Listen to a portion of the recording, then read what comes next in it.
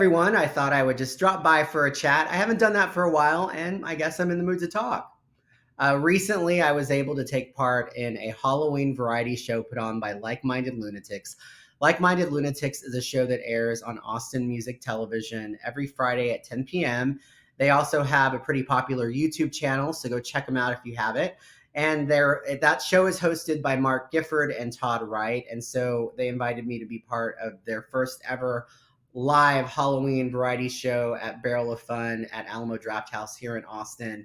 And I got to introduce a filmmaker, Brandon Reich, a local filmmaker here in Austin, and we screened his short film, The Commie Zombie, and then I did a live Q&A after.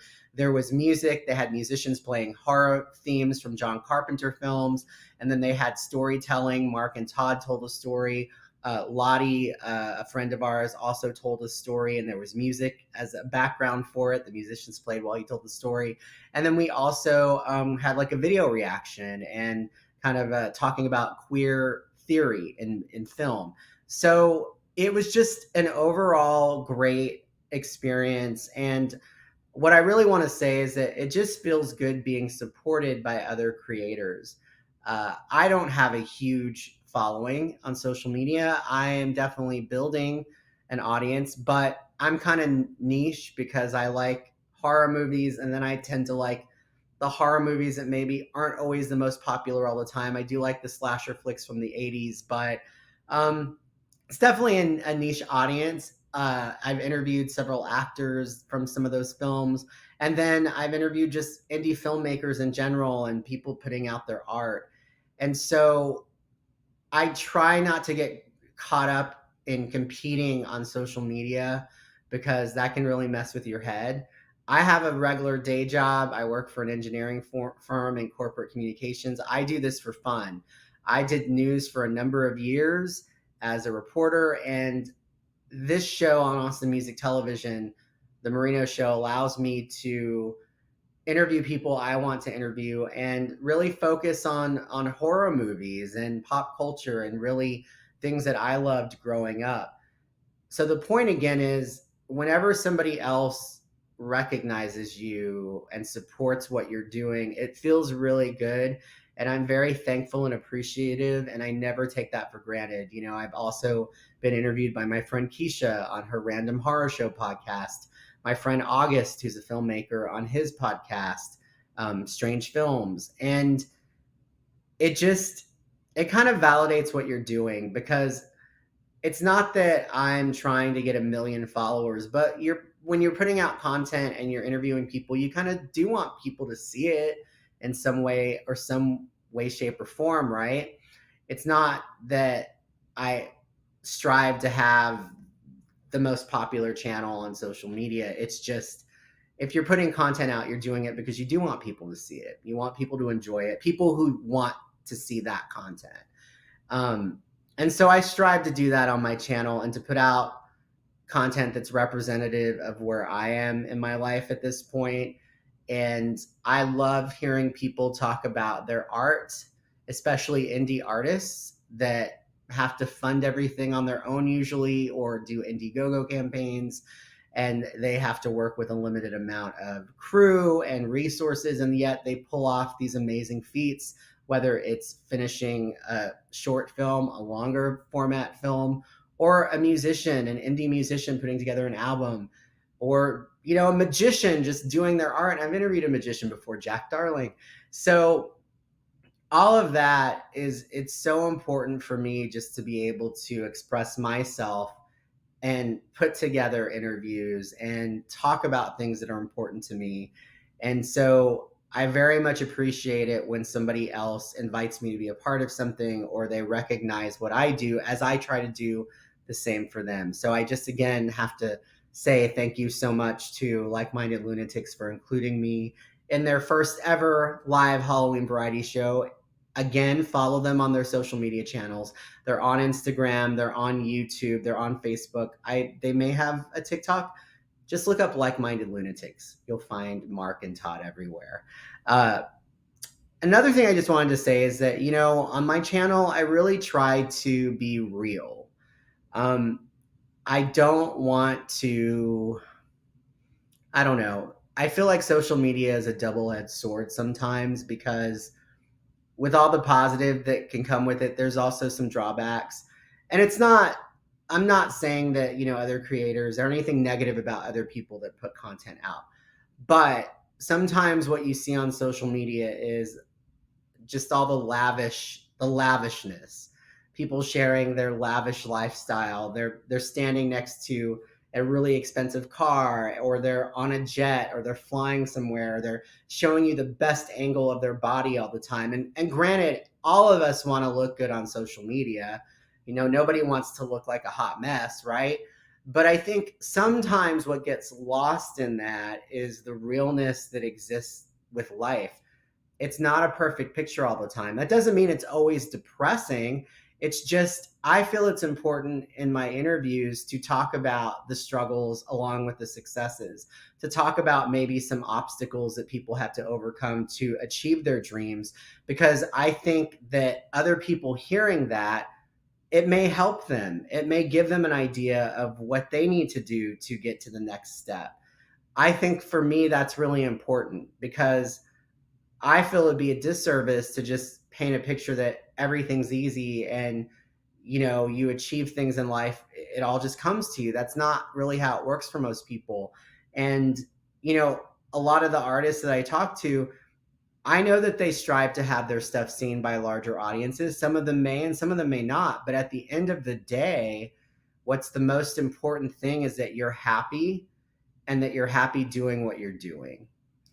And that's what I want to convey on my channel. That's what I want to convey on my show, that success doesn't mean you have a million followers and everybody knows your name. Success could mean completing that film that's taken you 2 years to finish, but you finally did it. Success could mean finishing that indie album that you wanted to finish and you finally did it. Success could mean, like for me, actually doing a show that airs on Austin Music TV, never thinking I would do any sort of show and put myself out there like this. That's success to me. For me, that's my idea of success. And I just think it's really, really important to represent, what life is really like. And I think somewhere along the line on social media, some of that has gotten lost.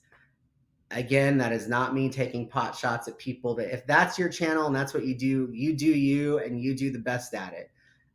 I'm just saying that I think for me, it's important to show the other side. I recently interviewed an author, Damon Manx. He writes, some horror, mystery. Look him up, Damon Manx, DaemonManx. His interview just aired on my show recently, and Damon started writing while he was in prison, serving in a prison sentence for, I believe it was robbery. It's not the point. He talked about how he hit bottom, and the way he started writing was because he was in a prison cell and he started writing, and that turned into him becoming an author. uh, he talked about his drug addiction and all the things that had happened to get him to his lowest point, but then out of that he discovered and tapped into a talent that he had, and a place he probably didn't think that would happen, in prison. And he got out of prison and he got a few things published. Then he started his own small publishing company, I believe Death Waltz Publishing, and now he's publishing his own stuff and publishing other people's. But the point to that story is that those are examples of the kind of stories that I think are important to tell, that people have maybe hit rock bottom in whatever they're doing. Maybe not, doesn't have to be that dramatic, but they've hit rock bottom, but they've still managed to accomplish their goals and have been able to achieve, you know, the goals that they set out for themselves. And it's not always easy. And for some people, things do come easier. And for other people, it's a struggle. And just hearing his story it actually was motivating for me, because I haven't had those kind of, issues in my life. I've had my own struggles, but nothing to that extent. But when you hear somebody else and you hear what they've gone through to achieve their dream or to achieve their goal, and they've had to go through so much, it kind of gives you hope that you can do the same. And so when I interview people on my channel, even horror actors, whatever, there's always something deeper going on. I want to know like what motivated them, what was the road they had to take to get to where they were going. You know, I want to know the behind the scenes. I think that sometimes is fascinating. At least to me it is. Sometimes you just see the finished product, or you see somebody at a certain level of success, and you assume that they have always been that successful, or everything worked out great and it was all easy for them. And that's not the case for most people. So I know I've kind of ranted for a while, but I just felt compelled to share that today. If anything, even for my own kind of sanity sometimes, I think that we are all sometimes our own worst critics and enemies. And sometimes we can get caught up. And when I go back to talking about social media and how when you see all the positive images, not positive, but all the kind of lavish, because I think it's great to be positive on social media. But I'm talking about when you see the over the top sort of people sharing these like extravagant lifestyles all the time, and you're not in that kind of lifestyle, you don't have that kind of money, and it can kind of make you feel less than. And so what I'm saying is, for me, even, it's important to remember that everybody's on a different path. What success is for one person may be completely different for somebody else. And I have to often remind myself of that, on the daily, I have to remind myself of that. So I hope that if you do follow me and when you come to my channel, that you enjoy what you see, you enjoy watching some of my interviews, you enjoy the dumb little dances I do that are focused around horror, or my little parodies of horror movies, whatever it is. I hope that you enjoy it. And I hope that it does bring you some joy, and that out of the people that you hear talking, that maybe something they say resonates with you, and that it helps you get to the next level, whatever that is. I listen back to some of the interviews of people I've talked to motivate myself, because like I said, some days things are great and other days it's an uphill battle. I think that's just the way life is. And as I get older, I realize that nobody's perfect, and that we all are just doing our best to get through it, right? So, anyway, that's my deep conversation for the day. I'm really excited that it's October and it is Halloween. This is my Horror Hound magazine of Halloween. Um, Other than kind of taking part in that show and just recording episodes, speaking of episodes, I mentioned Brandon Reich. Excuse me. I have that episode coming up in November, and then I'll be doing some other interviews. I have sort of been spacing my new interviews out. I've had 2 a month. Usually, I have 3 new a month, but the last couple of months have been. I've just had to kind of sometimes take a step back if work is really crazy or busy, and I have those types of things happening in my life. I have to not stress myself out in my free time. If I don't edit an episode that week, I don't. So it takes a long time. Those of you that do edit, it can take a long time, especially since I'm editing 28-minute interviews. It takes a long time to do that. I always try to put pictures and you know things that the people I interview send me, whether it's a clip of their movie, or the movie itself, or music, whatever. So it takes me a little longer to do those edits, and I want to make sure that I do them well. So if I'm not feeling it that week, like this week I wasn't feeling it, so I have a rerun, then I just kind of take a step back, and that's okay. So, but I do have some new episodes coming up. Again, Brandon Reich, Jason Isberg, and I'll be interviewing other people. Still in the process of working those out. And yeah, so thank you for following my channel. Thank you for, if you're still tuning in to my long-winded 15-minute, looks like, conversation. And What else have I been doing? Vinyl shopping. I always go shopping for records. I picked up, y'all know I love Debbie Gibson. I've talked about this before.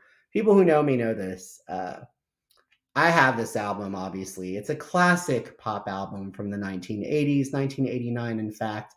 And she reissued it, and she's reissued it in two different colors, gold and red. So I had the gold, and I wanted the red. So here's the red. That's my other shameless plug, 80s music, horror movies and 80s music. There's nothing better than the two. And a lot of times they go together. Have y'all ever seen The Strangers 2? I know people have seen The Strangers, but The Strangers 2 combined 80s music and horror, and it was just fantastic. So I can never get these back in. I'm not doing it right now. So if you love 80s and horror, watch that movie.